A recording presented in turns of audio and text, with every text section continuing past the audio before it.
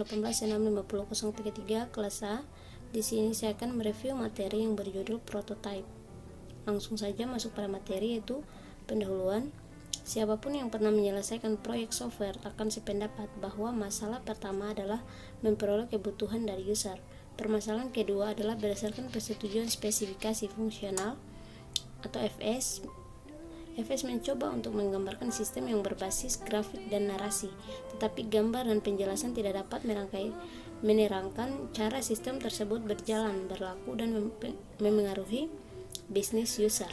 Sebagai tambahan, FS biasanya menimbulkan kesalahpahaman jika dibaca semuanya. Kesalahpahaman antar user dan analisis mengakibatkan perubahan yang berarti atau sistem tidak akan pernah sempurna dalam pelaksanaannya atau sekaligus ditolak. Prototype dapat memecahkan masalah ini untuk tipe-tipe tertentu dalam sistem. B. Teori di belakang prototype. The theory behind prototyping. Seperti halnya Anda tidak dapat menilai sebuah mobil tanpa mencobanya, user juga tidak dapat menilai dari spesifikasi fungsional bagaimana sistem akan berlaku dan berjalan. Tetapi jika user dapat melihat, menyentuh, dan menggunakan model atau prototipe dari tujuan sistem, ia dapat langsung menilai kegunaan sistem. Keuntungan dari prototipe menghasilkan syarat yang lebih baik dari produksi yang dihasilkan oleh metode spesifikasi tulisan. User dapat mempertimbangkan sedikit perubahan selama masih bentuk prototipe, memberikan hasil yang lebih akurat daripada perkiraan sebelumnya karena fungsi yang diinginkan dan kerumitan yang sudah dapat diketahui dengan baik. User merasa puas. Pertama, user dapat mengenal melalui komputer dengan melakukan prototype dengan analisis yang sudah ada. User belajar mengenai komputer dan aplikasi yang akan dibuatkan untuknya. Kedua, user terlibat langsung dari awal dan memotivasi semangat untuk mendukung analisis selama proyek berlangsung. C. Metode prototype. The prototyping method. Langkah-langkah pembuatan prototype. Langkah pertama, permintaan bermula dari kebutuhan user. Langkah kedua, bangunlah sistem prototype untuk menemukan kebutuhan awal yang diminta. Langkah ketiga, biarkan user menggunakan prototype. Analisis harus memberikan pelatihan, membantu, dan duduk bersama-sama dengan user, khususnya untuk pertama kali. Anjuran perubahan, user harus melihat fungsi-fungsi dan sifat dari prototype. Lihat bagaimana ia memecahkan masalah bisnis dan mengusulkan perbaikan. Langkah keempat, implementasikan saran-saran perubahan. Langkah kelima, ulangi langkah ketiga sampai user merasa puas. Langkah keenam, merancang dan membangun suatu sistem akhir seperti sebelumnya.